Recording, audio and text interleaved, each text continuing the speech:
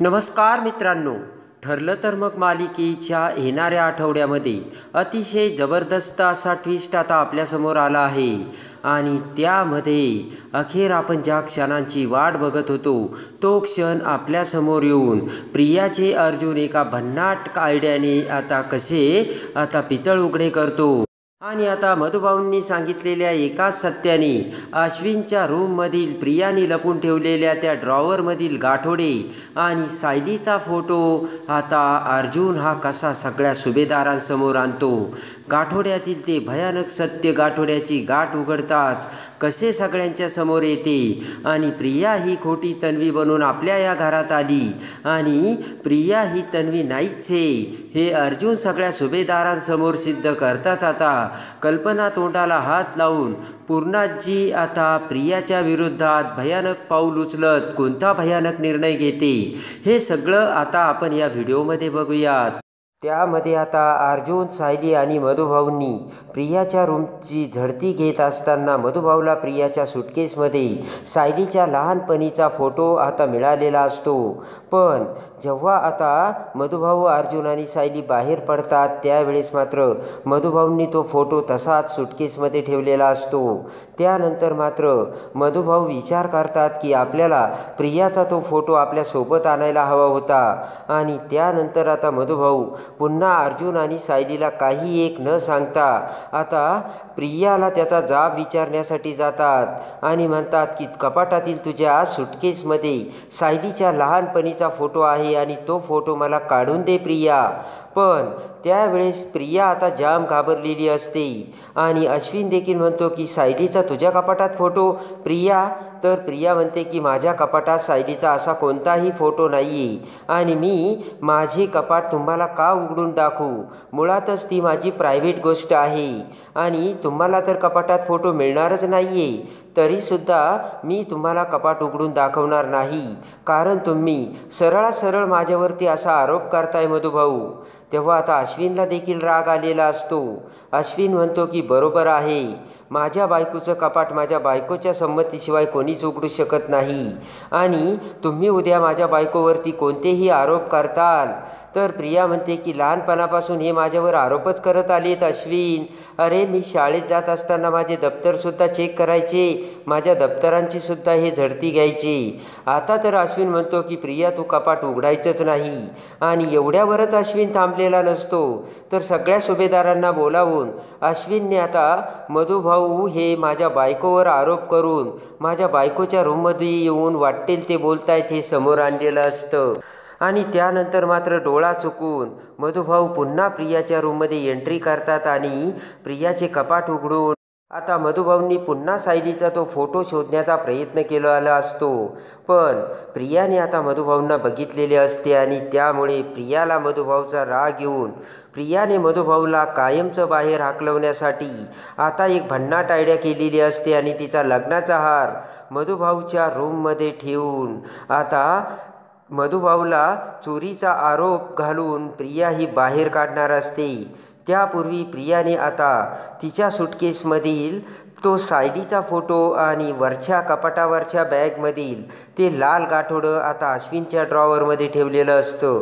आणि इकडे आता प्रियाने मधुभाऊच्या बॅगमधून तो हार काढून सगळ्यांच्या समोर मधुभाऊंनी चोरी केली हे दाखवण्याचा प्रयत्न केलेला असतो. आणि इकडे आता मधुभाऊ ते घर सोडण्यासाठीचा निर्णय आता अर्जुन आणि सायलीला सांगतात. पण अर्जुन आणि सायली आता मधुभाऊंना त्यांच्या जीवाला धोका असल्यामुळे त्या घरापासून जाण्यासाठी आता विरोध करतात. आणि त्यानंतर मात्र एक भयानक गोष्ट घडते. जेव्हा आता मधुभाऊ त्याच गोष्टीचा विचार करत असतात आणि आता सायलीचा तो फोटो मधुभाऊच्या डोळ्यासमोर येत असतो. काहीही केल्या तो फोटो आणि ते चित्र मधुभाऊच्या डोळ्यासमोरून जायला तयारच नसते. आणि आता तर सगळे सुभेदारसुद्धा मधुभाऊवर नाराज झालेले असतात आणि मधुभाऊ आता कुणीही त्यांच्यासोबत बोलत नसल्यामुळे एकटाच त्यांचा वेळ काढत दिवस घालवत असतात. आता मधुभाऊ हे विचार करतात की मला एक काम करायला हवं आणि मी आता ना त्या स्टोअर रूममध्ये जायला हवं आणि तिथे मला काही मिळतंय का हे बघायला हवं. आणि लगेच आता मधुभाऊ हे स्टोअर रूममध्ये गेलेले असतात. स्टोअर रूममध्ये जाता जाता मात्र नीतीच्या मनात मात्र वेगळंच असतं. आणि लगेच आता स्टोअर रूममध्ये जाताच इकडे मधुभाऊ समोर अखेर तो पूर्णाजी, अर्जुन आणि सायलीच्या लहानपणीचा फोटो येतो.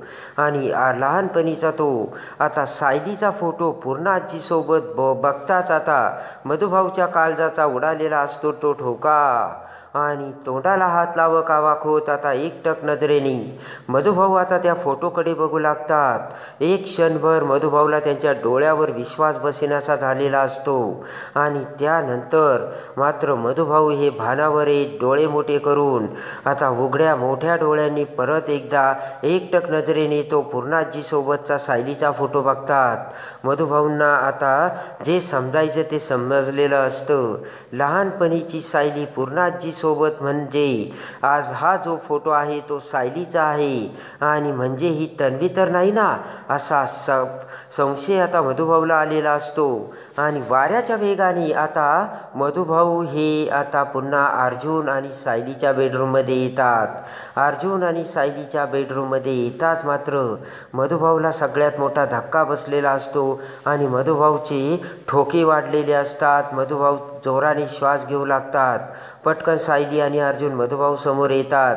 अर्जुन आणि सायली मधुभाऊकडे बघताच आता सायली म्हणते, मधुभाऊ अहो काय झालं, तुम्ही एवढे धावत पळत का आलात आणि तुम्हाला तर किती दम लागला. मधुभाऊ म्हणतात की हे बघ साऊ बाळा, मला एक गोष्ट सांग. मी आत्ता ना स्टोअररूममध्ये गेलो होतो आणि स्टोअररूममध्ये गेलो होतो तेव्हा मी अन्नपूर्णा मॅडमसोबत एक लहान मुलीचा फोटो बघितला. आणि तो फोटो कुणाचा आहे तर लगेच आता सायली म्हणते की अच्छा, अहो तो तन्वीचा फोटो आहे लहानपणीचा. प्रिया आणि पूर्णाजीने लहानपणीसोबत अर्जुनच्या वाढदिवशी तो फोटो काढला होता. ते ऐकताच आता मधुभाऊच्या पायाखालची जमीन सरकलेली असते.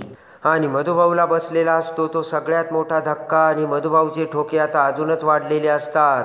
मधुभाऊचे डोके चक्रावून जाऊ लागते. मधुभाऊ डोक्याला हात लावतात तर अर्जुन आणि सायली पुन्हा अवाक होऊन मधुभाऊकडे बघू लागतात. पटकन आता सायली मधुभाऊचा हात धरत म्हणते, अहो मधुभाऊ काय होतंय तुम्हाला काही त्रास होतोय का.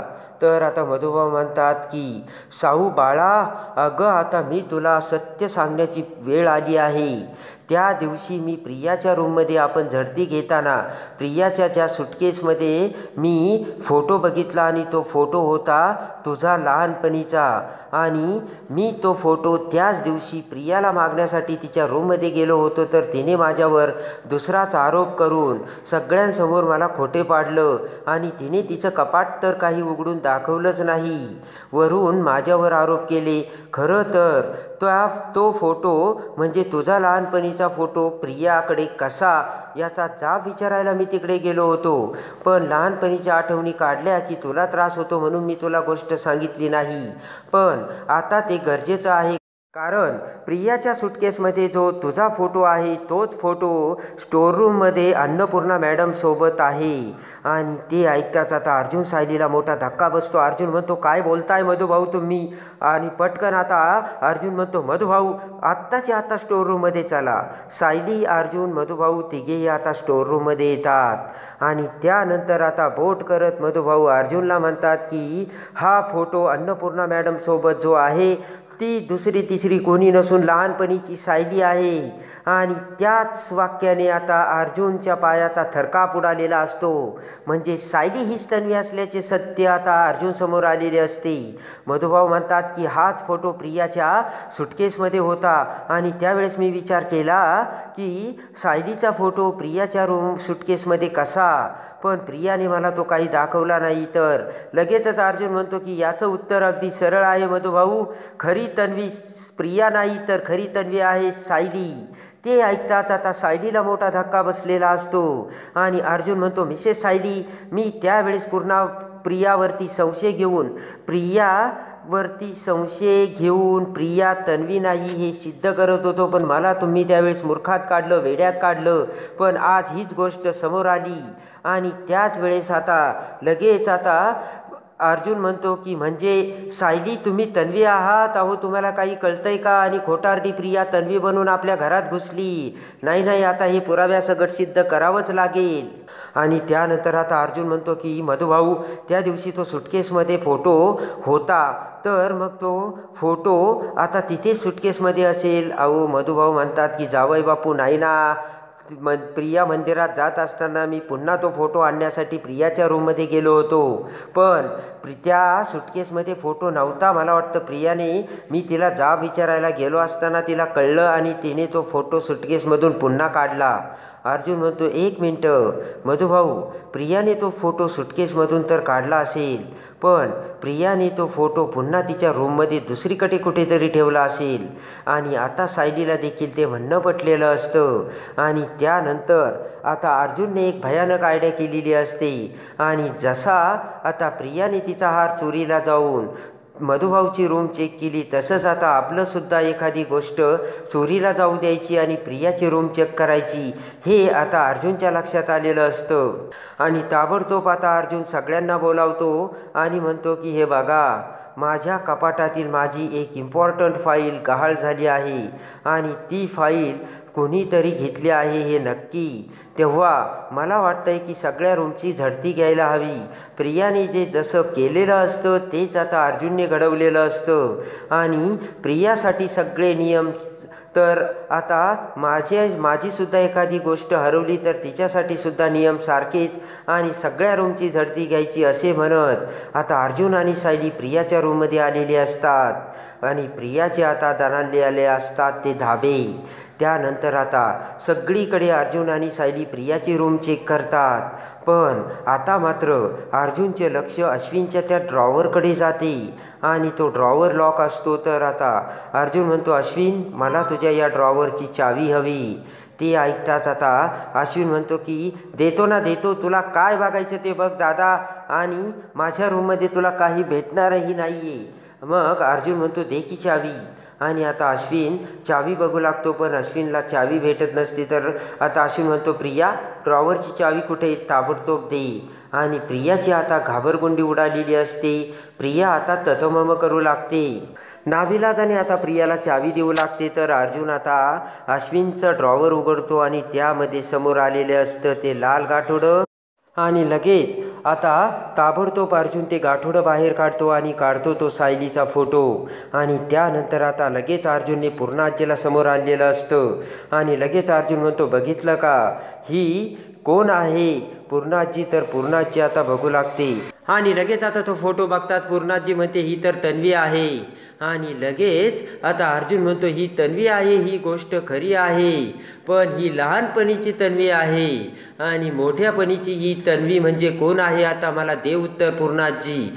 तेव्हा आता पूर्णाजी म्हणते की मोठ्यापणीची म्हणजे ही प्रिया. तर अर्जुन म्हणतो, चुकीचं, हा फोटो दुसरा तिसरा कुणाचा नसून तो लहानपणीच्या सायलीचा आहे. आणि लगेच आता मधुभाऊ पुढे येतात आणि म्हणतात की अन्नपूर्णा मॅडम, अहो हाच फोटो शोधण्यासाठी मी प्रियाच्या रूममध्ये गेलो होतो, पण तिने तिचे कपाट उघडून दाखवायला नकार दिला. तर हा फोटो म्हणजे दुसरा तिसरा कुणाचा नाही, तर तो सायलीचा आहे. आणि लगेच ते ऐकून आता पूर्णाजीने आणि कल्पनाने तोंडाला हात लावलेला असतो. आणि ताबडतोब आता इकडे पूर्णाजी ही अवाक होऊन प्रियाकडे बघू लागते. प्रिया म्हणते, हे साप खोटं आहे. तर पुढे येत मधुभाऊ म्हणतात, हे साप खोटं आहे आणि माझ्याकडे याचे पुरावे आहेत. 22 वर्षापूर्वी मंदिरात आता चॉकलेटी कलरचा फ्रॉक घालून हातात बावला घेऊन एक मुलगी रात्री 10 वाजता रडत रडत आली होती. आणि त्यावेळेस मी भजन करत असताना ती मुलगी रडत रडत येता क्षणी मी तिला आपल्याकडे आणले. आणि ती मुलगी म्हणजे दुसरी तिसरी कोणी नसून सायली होती, सायली. आणि त्यानंतर आता माझ्याकडे सायलीच्या लहानपणीच्या त्या सगळ्या वस्तू आहे. आणि ताबडतोब ते गाठोडं सोडून त्यामधील तो बावला आणि त्या सगळ्या सायलीच्या वस्तू मधुभाऊ आता पूर्णाजीला दाखवतात. आणि सगळ्यात मोठे सत्य समोर आणलेले असते मधुभाऊंनी, ते सायली तन्वी असल्याचे. एका सेकंदात आता लगेच मधुभाऊंनी सायली तन्वी असल्याचा भयानक उलगडा करून ते सिद्ध केलेलं असतं. पूर्णाजीने आता ते सत्य समोर येताच आता भयानक निर्णय घेऊन एकच मोठं पाऊल उचललेलं असतं आणि ताबडतोब आता रविराजांना फोन केलेला असतो. खऱ्या खोट्याच्या परीक्षेत आता रविराज हे पूर्णाजीच्या घरी येऊन खरीच तन्वी कोण हे कसे सिद्ध करतात आणि मधुभाऊच्या पुराव्याने आणि लहानपणीच्या सायलीच्यात म्हणजे तन्वीच्या सत्याने सायली हीच तन्वी असल्याचे कसे समोर येते हे बघण्यासाठी आणि ठरलं तर मग मालिकेच्या डेली अपडेट्ससाठी बेल नोटिफिकेशनवर क्लिक करून आपल्या चॅनलला लाईक करा, सबस्क्राईब करा.